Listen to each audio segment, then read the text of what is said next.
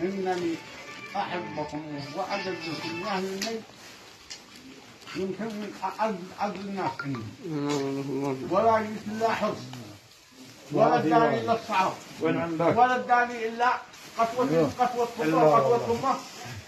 من قسوتهم. نعم. واحنا تربطنا علاقة تحبكم والتعب هو أي أمانة. هو أمانة. نعم. اي والله. احنا اللي هو في الكلام صلوا على النبي. احنا اللي باي يشل الموقف يشل له موقف جمل ورفعه للناس كلهم وكل شيء له مقاسه وحجمه. فخيرا والذي وان الانسان يعني ما بالله باي يدخل يصلح له كذا ولعبت عليه الرجال الذي متكاتفه كلها من اولهم يعني ما احنا نجي بهذا فعاد كلنا يعني له ماله لكنهم بايعطوا الناس كل ماله وكل شيء لها مقاسها وحجمها. هذا خير. وإن ما يجي من هذا الكلام الدنيا عاد كلنا على ما هو عليه بجملة فعاد الناس بجملة هذا الحين.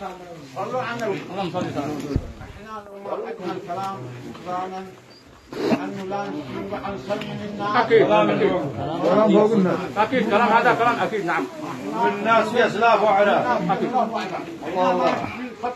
اللي قد وجاه صاحب العرش ولا على نفسه من قبل ما حد يهوي.